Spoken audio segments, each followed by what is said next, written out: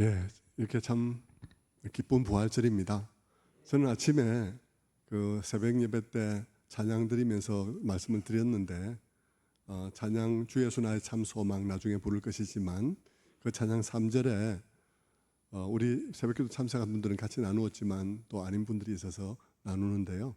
3절에 언약의 아침 장사된 몸에 부활의 호흡 시작됐네 하는 찬양이, 그 가사가 제게 오늘 참 감동적으로 와닿았습니다. 모든 것이 끝나버리고 이제 완전히 끝났다고 생각하고 차디찬 시신만 있는 그곳에 하나님께서 부활의 호흡을 시작하게 하셨다. 저는 그 아무 미동도 없고 이제 완전 물체와 같이 되어버린 그런 상황 속에서 주님의 몸에 맥박이 시작됐다, 호흡이 시작됐다는 것이 정말 그 첫 호흡이 볼록 튀어나오는 느낌, 그 느낌, 그 찬양 속에서 오늘 느끼면서 정말 감사했어요. 그런 부활의 놀라운 생명의 능력이 여러분들에게 함께 하시기를 바랍니다. 오늘 그렇게 인사를 나누었으면 좋겠습니다. 당신에게 그 생명이 함께 하기를 바랍니다. 인사를 나누겠습니다. 당신에게 그 생명이 함께 하기를 바랍니다. 네, 정말 해피 이스터입니다. 네. 자, 복된 부활절입니다. 이 부활절 맞아서 여러분 모두에게 주님과 실제적으로 함께 긴밀하게 동행하는, 한 걸음 더 가까이 동행하시는 그런 부활절이 되기를 바랍니다. 지난 고난주간 특세를 지나면서 저는 너무 감사했어요. 너무 훌륭한 목사님들이 오셨죠. 여러분 보시다시피 참 고신 측, 통합 측, 그리고 합동 측 이렇게 한 분씩 오셨는데 정말 각 교단에서 정말 대표적으로 참 존경을 받으시는 그런 분들입니다. 그런 분들이 오셔서 귀한 말씀 주셨고 많은 깨달음이 있었으리라고 저는 믿습니다. 네. 혹시 뭐 2000 쌀밥만 기억하고 이러면 안 될 것 같고요. 2000 쌀밥 말고 우리가 기억할 게 너무 많다고 생각합니다. 저는 정갑식 목사님이 마지막에 해주신 그 말씀 참 제 마음에 오래 기억에 남습니다. 나에게 고난을 주신 그 하나님에게 내 영혼을 맡깁니다는 주님의 그 십자가에서의 고백이 모든 신앙인이 도달하게 될 그런 참 최고의 경지가 아닐까, 그런 생각이 듭니다. 생각해 보면 아브라함의 신앙의 최고봉도 내게 그 시험을 주신 이 하나님께 나를 맡긴다는 그런 고백이었다고 생각이 들어요. 우리 인생에 이제 고난이 많이 있다 보니까 그 고난들을 겪으면서 결국은 우리 인생이 그런 고백에 이르게 하시는 분이 하나님이라고 생각합니다.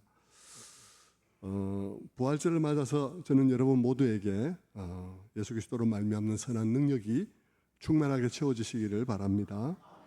오늘 우리가 읽은 이 본문은 이제 제가 20년을 우리 새순교에서도 그렇고 양무리 교회에서부터 33년의 이 부활절을 맞아서 설교를 했는데 설교 안 한 본문이 어디 있겠습니까? 부활절 본문 중에서. 제가 여기서 오늘이라는 이 기회, 이 특별한 기회에 내가 어떤 말씀을 그러면 다시 전한다면 무슨 말씀을 전할까라고 생각을 하다가 오늘 이 본문이 제가 여러분에게 꼭 이 부활절을 기해서 다시 또 상기시키고 부탁드리고 싶은 말씀이다, 그렇게 생각이 들었습니다. 그래서 그것을 조금 제가 또 다시 한번 묵상을 더해서 여러분과 나누고자 합니다. 오늘 우리가 읽은 본문은 엠마오로 가는 두 제자에 관한 이야기입니다. 글로바와 그의 친구에 관한 이야기인데요. 그 둘은 큰 기대를 가지고 예수님을 따랐던 사람들입니다. 그런데 그 기대를 걸었던 그분이 어느 날 체포되더니 하룻밤 사이에 사형 선고를 받고, 그리고 그날에 몇 시간 만에 무참하게 처형을 당하고 만 것이에요. 너무 갑작스럽게, 그리고 너무 신속하게 끝나버려서 어안이 벙벙할 지경이죠. 하루 사이에 그들의 세상은 완전히 뒤집어져 있었습니다. 이런 말도 안 되는 세상, 말도 안 되는 충격을 받은 그들은 더 이상 예루살렘에 머물지 못하고 시골 마을 엠마오로 내려가고 있었습니다. 우리도 때때로 살아가다 보면 하루 차인데 하루에 나의 세상이 뒤집어지는 일들이 일어날 수가 있죠. 그들에게 그런 일이 일어난 것입니다. 둘은 엠마오로 내려가는 내내 한숨을 쉬며 얘기를 했습니다. 어찌 그럴 수가 있지? 이게 말이 되냐? 죽은 자도 살리고 바람과 파도도 잔잔케 하시던 그런 분이 어떻게 그렇게 허무하게 순식간에 처형당할 수가 있단 말이냐?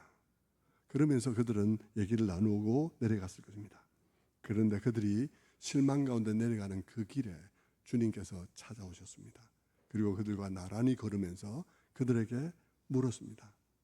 두 사람이 아까부터 얘기를 많이 주고받던데 도대체 무슨 일이요? 예루살렘에 무슨 일이 있었어? 라고 물으니까 두 사람이 어이없다는 듯이 핀잔을 주면서 말합니다. 당신이 예루살렘에 있었다고 하면서도 거기서 일어난 이 큰 일을 모른단 말이요. 사람이 어찌 그리 세상이 돌아가는 일을 모르고 살 수가 있어. 이런 쪽의 이제 얘기인 것이죠. 그러면서 그들이 예수님에 관한 얘기를 들려주는 것입니다. 정말 웃기는 상황이 벌어진 거죠. 예수님에 관한 얘기를 들려주는데 그가 얼마나 말과 일에 능한 분이었는지, 그리고 사람들이 그에게 얼마나 큰 기대를 걸었었는지, 그리고 그런 사람이 얼마나 어이없게 죽어버렸는지 하는 것에 대해서 설명을 쭉 했죠. 그러면서 덧붙여서 말하기를 우리 중에 어떤 여자들이 새벽에 무덤에 갔다가 그의 시체는 보지 못하고 대신 그가 살아나셨다는 천사들의 말을 듣고 왔다고 하는데 그 말을 듣고 몇몇 남자들이 갔는데 여인의 말처럼 빈 무덤은 봤지만 살아나신 것은 못 봤다라고 말을 했습니다. 어떤 여자들이 그랬다는 말 속에는 당시의 여자들에 대한 하대와 여자들의 말이 증언으로서의 효력이 없는 당시의 상황을 반영하고 있습니다. 어떤 여자들이 그랬는데 실제 가보니까 못 만나서 별일 없더라. 그러니까 자기들이 안 믿었으니까 내려가는 것이니까요. 아무것도 안 믿은 것이죠. 그래서 그 얘기를 듣고 있던 예수님이 어떻게 하셨냐 그러면 누가복음 24장 25절 말씀부터 이렇게 말합니다. 이르시되 미련하고 선지자들의 말한 모든 것을 마음에 더디 믿는 자들이여 그리스도가 이런 고난을 받고 자기의 영광에 들어가야 할 것이 아니냐 하시고 이에 모세와 모든 선지자의 글로 시작하여 모든 성경에 쓴 바 자기에 관한 것을 자세히 설명하느니라. 네. 물론 예수님께서 이렇게 번역된 대로 퉁명스럽게 말씀하지는 않았을 것 같아요. 제 생각에는 이게 번역이라는 것은 항상 그래서 이렇게 번역하나 저렇게 번역하나에 따라서 말투가 조금 바뀔 수 있는데 예수님께서 그렇게 말했겠죠. 얘기를 쭉 다 듣고 난 다음에 당신들은 예언자들이 한 말을 잘 안 믿는 모양이군요. 하지만 그들의 말을 한번 들어보세요. 그러면 참된 메시아는 이런 고난을 받은 후에 영광에 들어가게 되어 있다고 하지 않던가요? 이런 정도 조금 부드럽게 얘기를 했겠죠. 그렇게 얘기를 했습니다.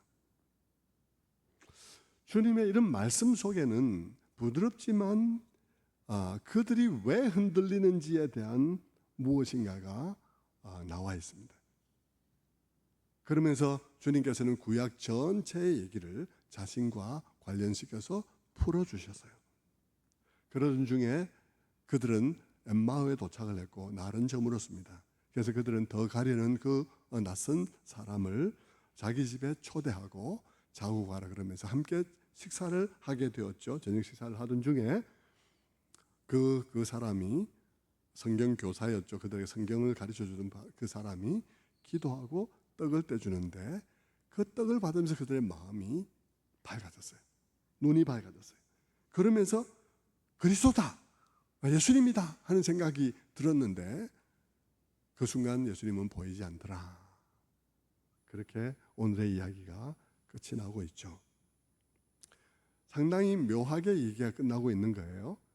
그들이 눈이 가리워서 예수님이 옆에 있는데도 보지 못했고 눈이 열렸는데 예수님은 없어요. 그러니까 눈이 가려서 예수님을 못 받기도 했지만 눈이 열려도 예수님이 거기에 계시지 않아서 보지 못하는 이런데 저렇든 못 본 그런 상황이 존재하고 있습니다. 부활절마다 수없이 읽은 말씀이죠. 그렇게 수없이 읽은 말씀 중에 우리가 새로운 기대를 하는 것은 참 어렵지만 그래도 다시 한번 우리 마음을 말씀으로 새겨보도록 합니다. 먼저 우리는 이 말씀들을 읽으면서 이런 생각 한번 좀 해봐야 된다고 생각합니다. 성경이 참 믿을 만한 책이구나 하는 것을 발견해 볼 수 있다 생각해요. 어떤 점에서 그러냐 그러면 성경의 이 부활 이야기를 싣고 있는 것은 그 얘기를 믿으라고 이 이야기를 실어 놓았습니다. 그런데 여러분, 성경의 부활 이야기가 예수님의 부활을 믿게 하기 위해서 실려 있는 것이라면 적어도 예수님의 부활을 증언할 사람, 부활하신 예수님을 만난 사람은 어떤 인물이어야 하겠습니까? 그 증언을 할 사람은 베드로와 같은 이런 유명한 사람이어야 사람들이 좀 더 귀담아 듣지 않겠습니까?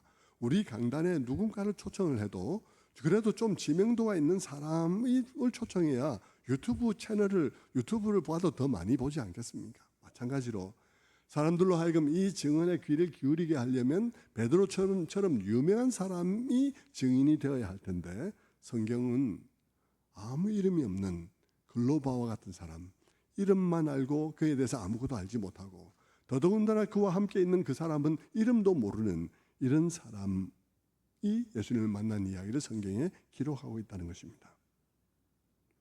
그것이 성경 이야기가 얼마나 조작되지 않은 이야기인지를 보여주는 것입니다. 생각해 보십시오. 만약 예수님의 부활이라는 이 믿음을 퍼뜨리기 위해서 일부러 그런 이야기를 지어낸다고 한다면 어떻게 지어내겠습니까? 좀 더 널리 받아들여지기 위해서 베드로와 같은 유명한 사람을 등장시켰을 것입니다. 글로바라 할지라도 후대라도 글로바의 이름을 베드로라는 글자로 대체시키는 일들이 일어나야 했었겠죠. 그러나 여러분, 성경은 아무리 고대 문서들을 사본들을 찾아보아도 이런 이름을 변경시켜서 한 일이 없다는 것입니다. 또 부활의 증인들 중에서는 당시에 증인들로서 증언으로 취급하지 않던 여인들의 이야기들이 등장하고 있는 것입니다. 왜 그랬을까요? 왜 그것을 남성으로 바꾸지 않고 왜 그 이름을 글리바를 베드로로 바꾸지 않았을까요? 그 이유는 딱 한 가지밖에 없습니다. 그것이 사실이기 때문이죠. 사실이라서 바꾸지 않는 것입니다. 그냥 우리가 지어내는 이야기일 같으면 벌써 바꾸었겠죠. 또 하나 우리는 이 이야기를 읽으면서 이런 의문을 갖게 되죠. 왜 제자들은 예수님을 못 알아봤을까? 3년간이나 스승을 따라다녔는데 알아보지 그걸 못 알아봐? 어찌 그럴 수가 있나 하는 생각을 우리는 해볼 수 있습니다. 여러 이유가 있을 수 있을 것입니다. 첫 번째, 이런 생각도 해볼 수 있어요. 절망감이 너무 커서 사람을 알아볼 수가 없었다. 그런 일들도 우리에게는 일어납니다. 때때로 우리에게 너무 충격적이 일어나고 우리가 너무 고민에 휩싸이게 되면 우리는 누가 왔다 갔다 하는 것이 또 누가 말하는 말이 우리에게 인식이 되지 않지 않습니까? 제자들에게 너무 충격적이어서 예수님이 옆에 계신데도 몰랐지 않을까 우리가 추측해 볼 수도 있고요. 또 다르게는 죽은 사람이 살아오는 일이라고는 한 번도 본 일이 없기 때문에 아무런 기대가 없어서 그 옆에 계신 주님을 알아볼 수가 없었을 거다 하는 그런 추측도 할 수가 있습니다. 그런데 마가복음을 보면 이런 얘기를 하고 있어요. 마가복음 16장 12절에 그 후에 그들 중에 두 사람이 걸어서 시골로 갈 때에 예수께서 다른 모양으로 그들에게 나타나시니라고 되어서 마가복음은 예수님이 아예 다른 모습으로 나타나서 제자들이 못 알아봤다는 것을 설명해 주고 있습니다. 자, 어떻게 됐든지 간에 모두가 다 사실일 수 있는데 어떻게 됐든지 간에 성경이 취하고 있는 태도는 뭐냐 그러면 의도적으로 그런 부분에 대해서 성경은 왜 못 알아봤는지에 대해서 중요하게 취급을 하고 있지 않습니다. 어떤 점에서 그 모든 것은 의도하고 있는 것일 수도 있습니다. 왜냐하면 실제 이 모든 말씀들이 기록된 것은 후대의 교회를 위해서 기록되었습니다. 예수님의 당대의 제자들, 부활 이후에 살아갈 제자들뿐만 아니라 그 제자들로 인해서 하나님을 믿게 될 후대의 교회들을 위해서 기록되어졌는데 그 교회들을 향해서 성경은 우리에게 뭘 말해주냐 그러면 실제 부활하신 주님은 우리가 기대하는 특정한 모습으로 만날 주님이 아니라는 거죠. 우리가 식별하고 그분을 알아볼 그런 방식으로 만날 주님이 아니라 우리가 기대한 것과는 다른 모습으로 우리에게 경험될 것이기 때문에 일부러 그런 방식으로 성경은 기록하고 있다고 볼 수 있습니다. 누가 부활 이후에 주님께서 우리에게 나타날 다양한 그분의 영적 그런 출현과 만남들을 정형화해서 말할 수 있겠습니까? 그런 점에서 성경은 우리들에게 부활하신 주님을 제자들이 알아봤느냐 알아보지 못했느냐가 그 문제를 중요하게 다루고 있지 않습니다. 오히려 성경이 초점을 두고 말하고 있는 것은 그들이 왜 실망하고 왜 낭망했는가, 왜 그들은 그렇게 절망 가운데 떨어졌는가 하는 것입니다. 왜 평소 주님을 따르다가 그렇게 낭망하며 슬퍼하게 되었느냐, 그들이 예수께서 십자가에 달리신 이 사건 속에서 그들이 절망하고 실망한 것이 정당한 것인가 하는 것에 대한 이야기를 성경은 우리들에게 하고 있죠. 하나님께서 어느 한 상관도 일하고 있지 않은 순간은 없었는데 그들은 왜 일하지 않는 것처럼 낙심하게 되었을까 하는 얘기를 하고 있는 거예요. 왜냐하면 교회가 맞닥뜨릴 상황들이 그런 상황들이기 때문이에요. 초대교회 이후의 교회들은 하나님이 일하지 않고 있는 것 같은 상황을 수없이 만날 것이기 때문에 성경은 우리들에게 그것을 말해주고 있는 것이죠. 그러면서 그들이 충격받고 시리에 빠진 가장 중요한 이유가 그들의 믿음이 성경으로 형성된 믿음, 성경으로 믿음을 형성하는 훈련이 그들에게 안 되어 있다는 얘기를 합니다. 누가복음 24장 25절 말씀을 다시 한번 봅니다. 이르시되 미련하고 선지자들이 말한 모든 것을 마음에 더디 믿는 자들이여 그리스도가 이런 고난을 받고 자기의 영광에 들어가야 할 것이 아니냐 하시고, 예수님께서 이 말씀을 하고 있는 것은 너희가 메시아를 성경에 입각해서 메시아를 생각하지 않은 것 아니냐, 그래서 너희가 절망한 것 아닌가 하는 것입니다. 그들은 자기들이 생각하는 메시아에 대해서 생각했을 뿐 그들의 생각은 성경에 입각한 생각이 아니었다는 말씀을 하고 있는 것이죠. 선지자들이 말한 모든 것을 믿는 일에 더딘 사람들이라고 말했는데 그들이 혹 성경 중에 일부를 믿고 있었다 할지라도 주님께서는 선지자가 말한 모든 것, 성경이 말한 모든 것들을 잘 이해하고 그것이 잘 구슬로 깨어져서 형성된 믿음을 너희들이 갖고 있지 못하고 너희들은 너희들이 마음에 드는 말씀만 가지고 형성한 믿음을 갖고 있기 때문에 그런 것 아니냐 하는 얘기를 하고 있는 것입니다. 늘 성경을 읽기 좋은 방식으로만 읽었다는 것입니다. 그러다 보니까 성경을 여러 번 읽었지만 성경이 읽히는 대로만 읽혔다는 얘기죠. 지금까지 읽히는 대로만 읽혔다는 것입니다. 그러다 보니 성경을 많이 읽어도 성경이 말하는 대로의 믿음과 생각이 형성되지 않고 삶과 삶 속에서의 하나님의 역사를 그런 방향에서 이해하고 생각하게 되지 않았다는 것이죠. 늘 성경을 읽던 대로 읽다 보니까 읽던 부분만 읽히고 안 읽던 부분은 안 읽히는 그런 상황이 계속되었고 결국 메시아에 대해서도 그들이 생각하던 메시아 상만 강화되어지는 그런 결과가 왔다는 것입니다. 성도 여러분, 오늘 우리는 그렇지 않을까요? 오늘 우리도 성경을 늘 조금씩 읽으면서 깊이 묵상하는 생활을 해야 되는데 그렇게 하지 않고 늘 성경을 대충 읽어 나가면 늘 어떻습니까, 여러분? 성경에서 읽히는 부분만 읽고 넘어가게 되어 있습니다. 그러면 우리의 마음속에 하나님에 관한 모든 생각들은 내가 늘 생각하던 방식의 생각만 강화될 뿐이지 우리의 생각이 깊어질 수가 없는 것입니다.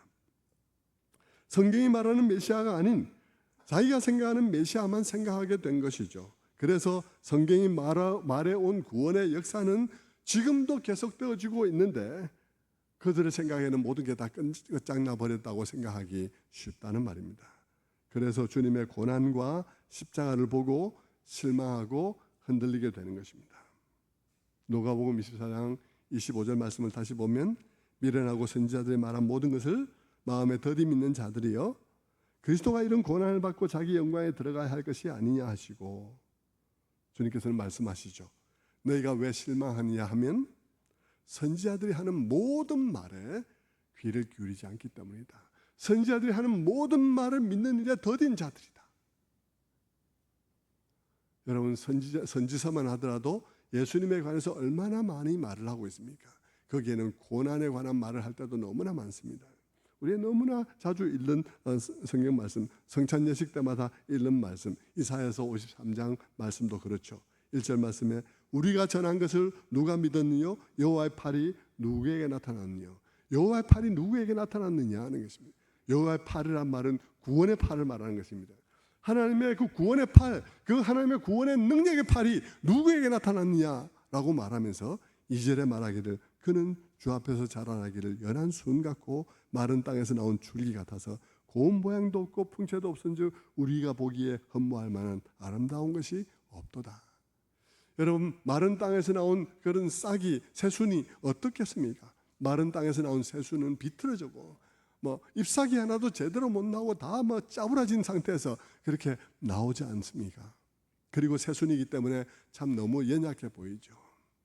여호와의 구원의 팔이 어디에 나타났냐, 누구에게 나타났냐라고 할 때 성경은 말하기를 이와 같이 마른 땅에서 나온 줄기같이 정말 너무나 볼품없이 비틀어진 그런 그 한 사람에게 여호와의 구원의 팔이 나타나지 않았냐 하는 것이죠. 3절에 그는 멸시를 받아서 사람들에게 실어버린 바 되었으며 간고를 많이 겪었으며 질고를 아는 자라 마치 사람들에게 얼굴을 가리우고 보지 않음을 받는 자 같아서 멸시를 당하였고 우리도 그를 귀히 여기지 않았도다. 그는 실로 우리의 질고를 지고 우리의 슬픔을 당하였거늘 우리는 생각하기를 그는 징벌을 받아서 하나님께 고난을 받는다. 맞으며 고난을 당한다 하였노라. 그가 찔림은 우리의 허물을 인함이요 그가 상함은 우리의 죄악을 인함이라. 그러면서 이사야서에 상세하게 기록되어져 있지 않습니까? 이사야서 53장뿐입니까? 이사야서 52장도 마찬가지입니다. 52장을 보면 이렇게 기록되어져 있어요. 13절에 여호와께서 가라사대 내 종이 형통하리니 밭들어 높이 들려서 지극히 존귀하게 되리라. 이왕에는 지금까지에는 그 얼굴이 타인보다 상하였고 그 모양이 인생보다 상하였으므로 우리가 그를 보고 놀랐거니와 후에는 그가 열방을 놀랄 것이며 열왕은 그를 인하여 입을 봉하리니 이는 그들이 아직 전파되지 않은 것을 볼 것이요 아직 듣지 못한 것을 깨달을 것입니다. 예수님에 대해서 우리가 들여다보면 기록되어 있다는 것입니다. 선지서에는 메시아에 대한 말씀이 많이 나오는데 우리 그들 속에 메시아에 대한 고정관념이 있으니 말씀이 눈에 안 들어와서 그런 것 아니냐 이 말입니다. 말씀에 따라서 내가 내 생각과 기대를 형성해야 되는데 말씀이 아닌 내 마음대로의 기대를 가지고 살아가는 실망이 온 것 아닌가 이 말이죠. 저는 여러분들에게 누차 그런 말씀을 드렸습니다. 우리가 인생을 바라보는 우리의 눈 그리고 성경을 바라보는 우리의 눈이 성경적 논리를 따라서 바라봐야 한다고 누차 말씀을 드렸습니다. 우리의 고정관념에 따라서 그냥 성경을 읽으면 말씀이 눈에 들어오지 않고요. 결국 우리는 실망하고 좌절하고 마는 것입니다. 저는 이 부활절 설교 말씀을 준비하면서 문득 그런 생각이 들었습니다. 오늘 이 이제 맥락들을 생각하면서 요즘 유대인들 가운데서 예수님께로 돌아오는 그런 유대인들이 더러 많이 있는데요. 그들은 어떤 계기를 통해서 어떤 과정을 거치면서 예수님께로 돌아오게 될까 하는 게 궁금했어요. 왜냐하면 이 말씀하고 조금 관련이 있을 것 같아서요. 그래서 유튜브를 찾아서 유대인들의 회심 이야기를 쭉 찾아보았습니다. 그런데 그들 중에 어떤 한 사람의 회심한 간증 이야기가 나왔습니다. 유대인으로서 아주 명망이 있고 유대인 소사이어티에서는 유대인 사회에서는 명망이 있고 유대인들의 어떤 위원회가 있으면 거기에 이사로 이렇게 등재될 만큼의 그런 명망이 있는 인사였습니다. 그 해에 그런 명예로운 유대인 상도 받은 적이 있는 그런 분이었어요. 그런데 그런 분이 어느 날 자기의 딸이 대학을 갔는데 다른 도시에 있는 대학을 갔는데 딸에게서 전화가 온 거예요. 전화가 와가지고 아빠 내가 할 말이 있는데 정말 못하고 있다고. 그러면서 내가 이 말을 정말 하기에 주저되는데 아빠에게 이 말하면 아빠가 너무 실망할 것 같아서 상처 입을 것 같아서 말을 잘 못하겠다고. 그래서 그 아빠가 무슨 말인지 뭐 별 생각하지 않고 그래 해봐라고 얘기를 했는데 딸이 얘기를 하기를 아빠 나 그리스도인이 되어서 나 이제 교회를 다니는 거야 이렇게 얘기를 한 거예요. 이 유대인 아버지는 너무나 충격적인 거죠. 자기는 대대로 유대인이었고 유대인 사회에서 명망 있는 사람이었고 정말 오래 유대인으로 뽑히기도 한 적이 있는 그런 사람이었는데 딸이 그렇게 얘기를 하니까 너무나 하늘이 무너지는 충격을 받으면서 그 딸에게 말했습니다. 너가 어떻게 그럴 수가 있나? 유대인이면 유대인이지.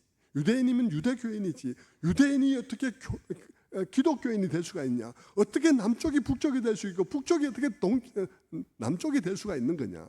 북쪽이면 북쪽이지. 북쪽이면서 동시에 어떻게 남쪽이 될 수 있냐? 그건 그와 같은 거야. 유대인이 어떻게 기독교인이 될 수 있다는 거냐? 이건 말도 안 되는 거야. 그러면서 아버지가 막 딸을 설득하기 위해서 애를 씁니다.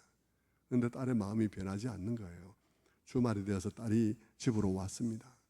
대화를 하는데 서로가 서로의 마음에 들어갈 수가 없어요. 너무나 철벽처럼 확신 속에 있으니까. 대화를 하지 못하고 있다가 딸이 다시 학교로 가면서 아버지께 말했습니다. 아빠, 이러면 우리가 대화가 안 될 것 같으니까 아빠를 위해서도 그리고 나를 위해서도 이 책을 한번 읽어봐. 그러면서 신약 성경을 주면서 아빠가 우리의 성경과 이 신약 성경을 대조해서 읽어보면서 아니면 아니라고 하면 될 것이 안 믿으면 될 것이고 그렇다면 믿으면 될 것 아니냐. 그러면서 아버지에게 그 성경을 드리고 간 거예요. 그래서 이 아버지가 딸을 구원할 목적으로 딸을 다시 되돌릴 목적으로 그 성경을 읽기 시작했습니다. 그분의 말을 표현하면 증오의 책인 신약 성경을 그들이 증오하는 책인 신약 성경을 펼쳐서 읽기 시작했어요. 마태복음, 마가복음, 누가복음 이렇게 읽어가다가 요한복음을 읽는 가운데 이 사람이 충격을 받습니다. 그가 충격을 받은 대목은 우리가 읽으면서 전혀 충격을 안 받는 대목에서 그 사람이 충격을 받았어요. 왜냐하면 그들이 읽는 것과 우리가 읽는 것이 전혀 다르니까요. 초점이. 그 사람이 충격을 받은 대목은 어디냐 그러면 요한복음 5장 45절부터 나오는 부분입니다. 한번 보면요. 내가 너희를 아버지께 고소할까 생각하지 마라. 너희를 고소하는 이가 있으니 곧 너희를 바라는 자 모세니라. 모세를 믿었더라면 또 나를 믿었으리니와 이는 그가 내게 대하여 기록하였습니다. 그러나 그의 글도 믿지 아니하거늘 어찌 내 말을 믿겠느냐 하시더라. 예수님께서 유대인들과 논쟁을 하면서 유대인들이 예수를 믿지 않으니까 유대인들에게 한 말이에요. 그 말이 성경에 기록되어져 있는데 내가 아버지께 너희를 고소할 필요가 없다. 내가 너희들 고소할 필요가 없이 너희들이 바라는 바 모세가 너희를 고소할 거다. 그러면서 이 성경이 기록되어 있다는 거예요. 예수님이 그렇게 얘기했다는 게 기록되어 있는 거예요. 우리 아무도 거기에 별로 주의를 기울이지 않죠. 그런데 그분은 그걸 보면서 모세가 나에 대해서 기록했다 그러면서 모세가 너희를 고발할 것이라 그러는데 이분이 충격을 딱 받은 거예요. 그러면서 생각한 것입니다. 내가 모세를 읽었나? 우리가 모세를 읽었던가 하는 생각을 한 거예요. 오늘날 유대인들이 너무나 많은 유대인들은 유대인이어서 유대인으로 그 유대인의 자식이기 때문에 유대인인 상태에 있습니다. 그래서 이스라엘 가도 수많은 사람들이 세속적 유대인들이고 경건한 유대인들조차도 유대인의 자식이기 때문에 유대인인 상태에 있는 거예요. 그런데 자기가 가만히 생각해 보니까 내가 이게 지금 성경에서 예수님이 안타깝게 유대인들이 자기를 왜 반대하느냐에 대해서 말하면서 너희가 모세를 읽지 않아서 그렇다. 모세를 읽었더라면 모세가 나에 대해서 얘기하는 것을 알게 될 텐데 너희가 모세를 읽지 않으니까 내가 나를 반대하는 것 아니냐. 이렇게 이제 그분이 들리면서 내가 모세를 읽었느냐 하고 따져보니까 이분이 경건한 유대인으로서 자기들이 가지고 있는 주로 읽는 것은 유대인들의 기도문과 그리고 탈무드 같은 이런 해설서들을 읽고 있더라는 것입니다. 그러니까 해설이라는 것은 항상 사람의 머리를 돌아서 나온 거기 때문에 그 사람의 입장이 있는 것이죠. 그것을 자기가 읽고 있더라는 거죠. 그러면서 모세의 글을 읽지 않았다는 사실을 그가 생각하게 된 거예요. 그러면서 자기들이 경전을 읽지 않은 것을 생각하면서 경전을 읽게 되는데 경전을 쭉 읽으면서 많은 부분에 도전을 받아요. 그 중에 그분이 충격받은 말씀 중에 하나가 선지서에 있는 다니엘서 9장에 있는 말씀이었습니다. 다니엘서 9장에 메시아에 관해서 얘기를 하면서 그 메시아가 죽임 당할 것에 대해서 얘기를 하면서 메시아가 죽은 후에 메시아가 올 것에 대해서 얘기하면서 메시아가 온 이후에 한 장군이 나타나서 이 도시를, 예루살렘을 말한 것은 이 도시를 완전히 다 허물어뜨릴 것이라는 사실에 대해서 다니엘서 9장에 얘기하고 있다는 사실을 그가 읽게 된 거예요. 늘 읽던 대로 읽었으니까, 안 읽었으니까 모르고 읽던 대로 읽으면 또 모를 그런 말씀인데 그가 이런 시각이 바뀌면서 그 말씀을 딱 보니까요, 아, 이거는 우리는 지금 메시아를 기다리고 있는데 성경의 다니엘서에는 이 예루살렘이 무너지기 전에 메시아가 왔다고 얘기를 하고 있는 것이죠. 이 예루살렘 성이 무너지기 전에 이미 메시아가 온 것이라는 사실을 성경이 말하고 있다는 사실을 알면서 이 사람이 완전히 놀라 자빠지는 거죠. 그러면서 어느 날 그가 참 구도자의 입장에서 메시아닉 주들, 그러니까 예수 그리스도를 받아들인 유대인들의 모임에, 그가 세미나에, 그런 컨퍼런스 같은 데 가서 참석하면서 해서 그냥 이미 회심한 사람들과 함께 식사를 하게 되었습니다. 그런데 그 식사 테이블에 한 4-5명이 둘러 앉았는데 이분이 나이가 좀 있다 보니까 사람들이 이 사람이 회심한 사람인 줄 알고 식사 기도 좀 해주시죠, 이렇게 부탁을 한 거예요. 이분이 깜짝 놀래하고, 그러나 기도를 해왔던 분들이니까, 하나님께 기도했던 분들이니까 하나님께 기도를 올리고, 그리고 이분이 기도를 마무리를 해야 되는데 기독교인들이 예수 그리스도 이름으로 기도합니다 하는 그런 말씀으로 마치는 것이 생각이 난 거예요. 그래서 자기도 떠듬떠듬 예수 그리스도 이름으로 기도드리옵나이다라고 말을 하는데, 예수 그리스도라는 이름을 그 입에서 내뱉는 순간 자기 마음속에 폭발이 일어난 거예요. 놀라운 기쁨이 그의 마음속에 충만하게 되면서 이 사람이 완전히 회심하는 일들이 일어나게 된 것입니다. 저는 그 유튜브를 보면서 예수님이 오늘 하고 있는 말씀하고 너무 관련이 있다는 생각을 하게 되었어요. 예수님께서 그 말을 하고 있는 것이죠. 우리가 믿는다고 하면서도 성경을 읽지 않고, 또 성경을 읽어도 내가 읽는 결대로만 읽어서 선지자가 말하고 있는 모든 말씀을 내가 읽지 않음으로써 내가 예수 그리스도를 잘못 이해하게 되는, 메시아를 잘못 이해하게 되는 결과에 빠진 것이라는 것이죠. 그래서 예수님께서 어떻게 하십니까? 누가복음 24장 27절에서 이렇게 하시죠. 이에 모세와 모든 선지자 글로 시작하여 모든 성경에 쓴 바 자기에 관한 것을 자세히 설명하느니라. 한 절에 모든이라 말을 2번이나 겹어쓰면서 우리가 가지고 있는 이 신앙 고백의 모든 구슬들이 모든 성경으로부터 나온 구슬들로 깨어져야 한다는 사실을 말해주는 것입니다. 모세와 선지자의 모든 선지자의 글, 구약성경 전체를 가르쳐주는 말이죠. 모세에 관한 글들, 모세의 글에 뭐가 있나요? 모세의 글을 보면 출애굽이 나오죠.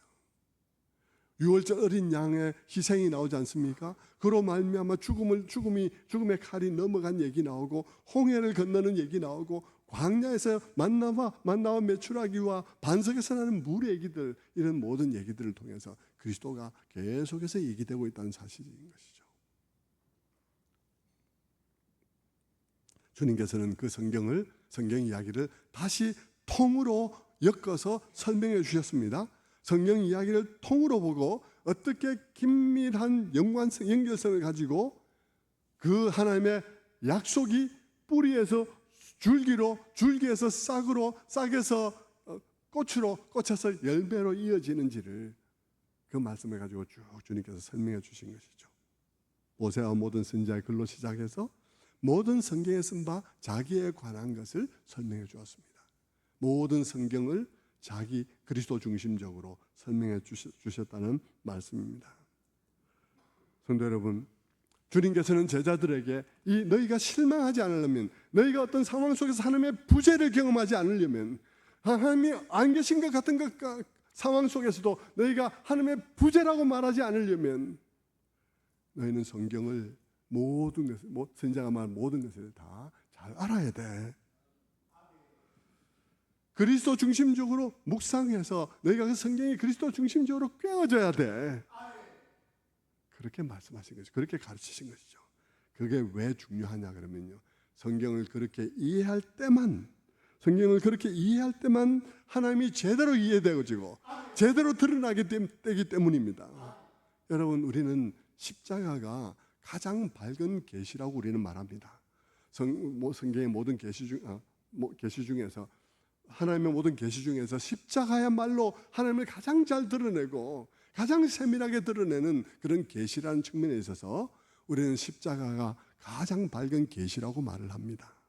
그런데 여러분, 그냥 단순히 십자가가 아니고요, 십자가가 가장 밝은 계시가 되려면 구약 전체를 배경으로 이해된 십자가, 구약 전체를 배경으로 이해된 십자가를 볼 때 그것이 가장 밝은 계시가 되는 거예요.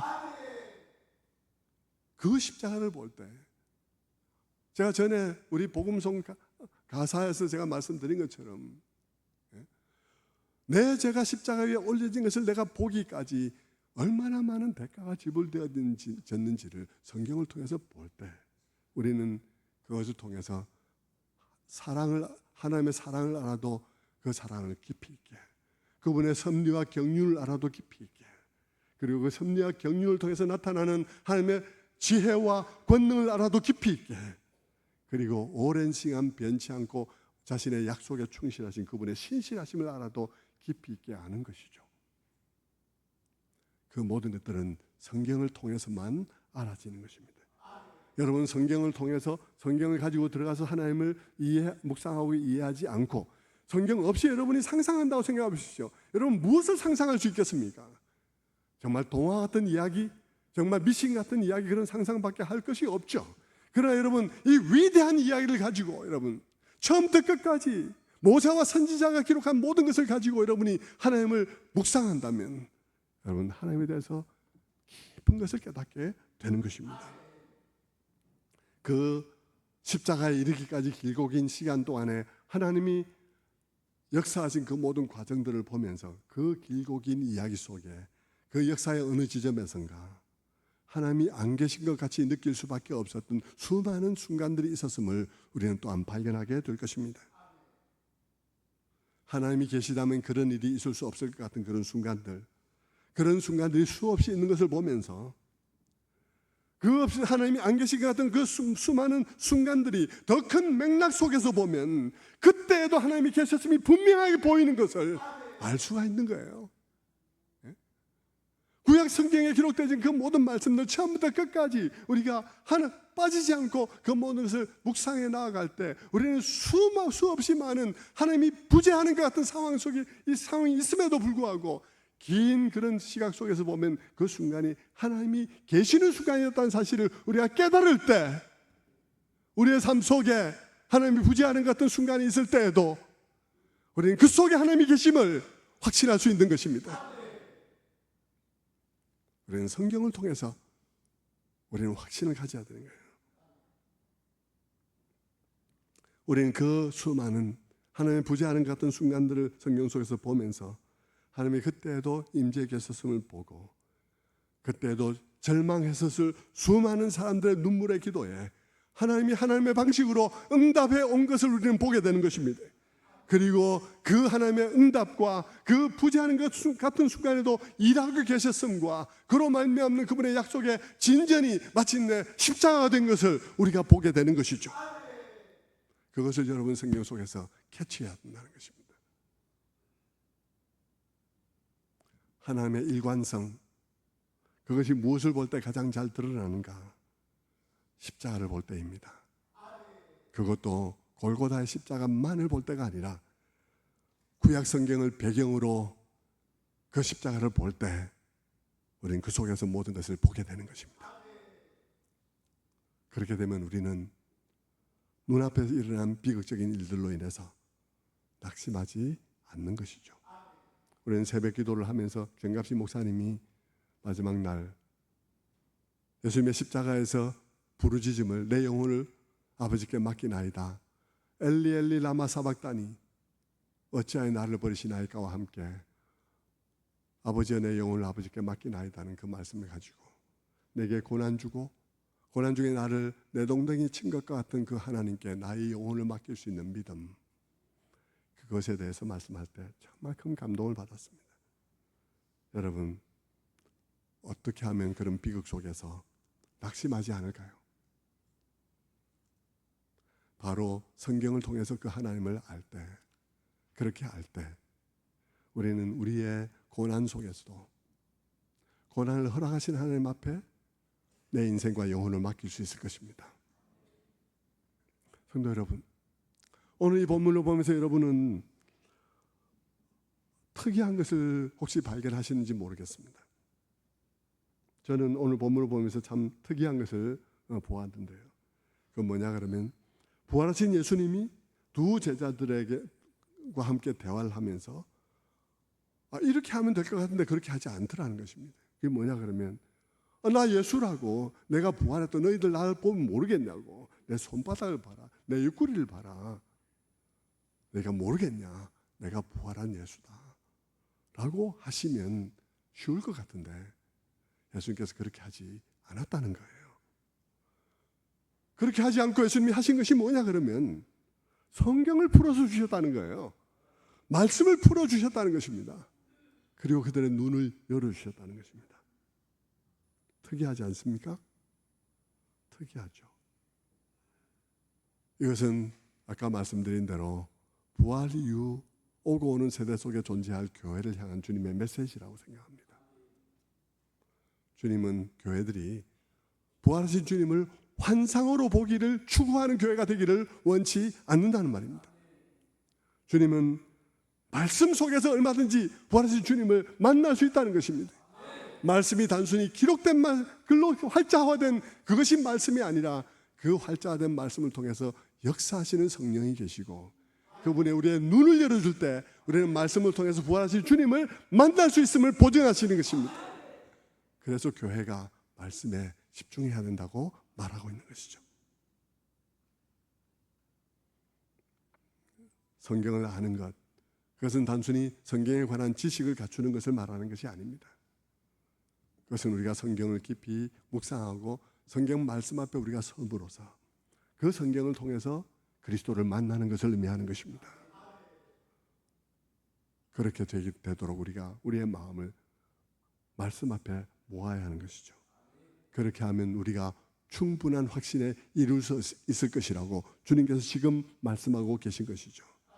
우리가 이렇게 흔들리는 것이 성경을 모르기 때문이라고 말씀하시는 것입니다. 성경을 통해서 우리의 칠흑 같은 어둠 같은 상황, 하나님이 보지 않은 같은 상황 속에서도 여러분 그 칠흑 같은 어둠을 허락하신 하나님께 내 영혼을 맡길 수 있으려면 우리는 성경을 알아야 한다는 것입니다. 저는 개인적으로도 그것을 경험하고 있고요.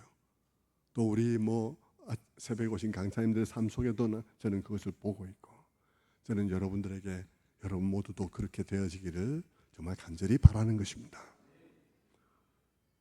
성경을 통해서 하나님의 섭리를 이해하고 성경을 통해 부활의 주님을 만나고 그러면 우리의 마음이 뜨거워질 것이라는 것이죠. 중요한 것이 뭡니까? 성경을 통해서 성경을 그리스도 중심적으로 이해하는 것입니다. 별난 체험이 필요하다고 한 것이 아니라는 것이죠. 주님께서는 말씀이 중요하다고 말씀하고 있습니다. 그래서 주님이 어차피 제자들이 이 엠마오로 가던 제자들이 주님을 못 보았거니와 눈이 열려도 주님을 못 보았던 것이죠. 부활하신 주님을 눈으로 보는 일이 중요한 일이 아니라는 것입니다. 주님은 제자들에게 다시 그 이후에 다시 제자들에게 나타나셨어요. 그래서 제자들 가운데서 의심하는 도마에게 주님께서 손과 옆구리를 보여주시면서 말씀하셨습니다. 요한복음 20장 29절 말씀에 너는 나를 본고로 믿느냐 보지 못하고 믿는 자는 복되도다. 너는 나를 본고로 믿느냐 보지 못하는 자들은 복되다. 보지 못하고 믿는 자가 누구겠습니까? 보지 못하고 믿는 자들이 바로 이 순간 이후의 교회들입니다. 이 순간 이후의 교회들, 주님을 보지 못하지만 믿는 자들은 복된 거예요. 사도 베드로는 베드로전서 1장에서 그렇게 말씀하죠. 베드로전서 1장에서 우리가 예수를 보지 못하나 말할 수 없는 영광스러운 즐거움으로 기뻐한다. 그렇게 말하죠. 그게 교회에게 허락된 기쁨이란 것입니다. 성도 여러분, 생각해 보십시오. 이 오늘 본문, 모든 본문이 지금 낭망할 만한 시점에 너희가 낭만하는 이유가 뭐냐 하는 것에 대한 얘기라고 말씀을 드렸습니다. 생각해 보십시오. 여러분의 인생에 그 제자들이 경험했던 고난당하던 그 주간의 토요일과 같은 시간들은 우리들에게 누구에게나 일어납니다. 그 토요일은 예수님이 완전히 죽었고 완전히 장세지는 날입니다. 그리고 아직 부활의 아침이 오지 않은 날이죠. 그런 날은 여러분, 나의 희망은 꺼져버렸습니다. 나의 희망이던 예수님은 처형당했습니다. 그리고 장사 지냈습니다. 그리고 아무런 희망이 없어 보이는 그런 날이죠. 그런 토요일, 우리 인생에 그런 토요일이 있을 수 있다는 것입니다. 내가 의지하던 그분이 죽어버렸는데, 그래서 죽어서 장사까지 치렀는데 무슨 희망이 있겠습니까? 아무 희망이 없을 것입니다. 그런데 여러분, 그런 때에도 희망이 남아있을 수가 있는데요, 그때 희망이 남아있을 수 있다면 그 희망의 단초는 뭘까요? 그때도 희망이 남아있을 수 있다면 그 희망의 실마리는 뭘까요?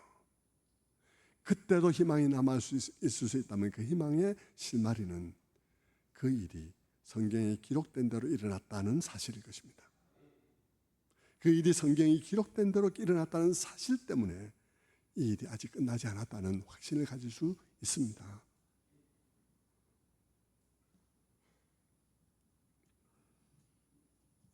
그렇다면 여러분, 그런 상황에서 희망을 가진 사람은 어떤 사람일까요? 그 사람은 당시의 성경을 알고 메시아에 대한 올바로 된 생각을 가지고 이 일을 주시하는 사람. 혼란스럽죠. 혼란스럽기 때문에 자신의 마음도 혼란을 피할 수는 없지만 그 혼란을 고스란히 기도의 자리로 들고 나아가서 말씀과 함께 하나님 앞에 뜻을 묻는 그 사람. 그 사람은 그런 상황 속에서도 절망하지 않을 것입니다. 그 사람은 그 말씀 속에서 희망의 단서를 가지게 될 것입니다. 그래서 예수님이 제자들에게 뭐라 하는지 아십니까? 겟세마네 동산에서 시험에 들지 않게 기도해라. 시험에 들지 않게 기도해라. 시험에 들지 않게 기도하라고 주님께서 말씀하신 것입니다. 시험에 들지 않게 기도의 자리로 나아가서 아버지의 뜻과 내 뜻을 주님 앞에 올려놓고 나의 상황을 올려놓고 기도하는 그 사람이 시험에 들지 않을 것이라고 주님께서 말씀하신 것이죠. 그 사람은 그런 어두운 시간이 마냥 하나님이 부재하는 시간이 아니라 하나님이 임재하여 일하는 시간이고, 역사상 그런 시간들은 얼마든지 많았다는 사실을 알게 될 것입니다. 너무 슬프고 두려운 상황이지만 그 슬픔과 두려움 속에서도 믿음으로 기다리며 상황을 주시해 볼 수 있을 것입니다. 그렇지 않고 성경을 그리스도와 그분의 십자가라는 통으로 된 굵은 줄거리를 이해하지 않고 조각조각 나누어서 다 병자 고친 얘기, 또 이렇게 무슨 풍랑을 잔잔케 하신 얘기 이렇게 조각조각 내서 서로 아무런 연관성이 없는 얘기로 만들어버린 사람, 그 사람은 상황을 만났을 때 파산하고 말 것입니다. 성도 여러분, 오늘 이 부활의 주일에 주님께서는 우리 모두에게 우리가 그런 어두운 시간을 만날 때 낙심하지 않고 절망하지 않기 위해서 성경을 보라고 말씀합니다. 그리고 성경의 역사를 보고 성경의 십자가를 보고 십자가로 모아지는 모든 과정 속에서 하나님을 보라고, 그리고 모든 믿음의 사람들이 겪었던 시간들을 보라고 우리들에게 권면하고 있는 것이죠. 우리 모두가 다 선지자의 모든 말씀들과 성경에 기록된 그리스도에 관한 모든 말씀들을 잘 읽고 이해하고 마음의 싸움으로서 우리의 어두운 시간들 속에서도 여전히 소망을 가진 자들로서 굳건히 이겨나가는 부활의 능력으로 채워지는 여러분 다 되시기를 주님의 이름으로 축원합니다.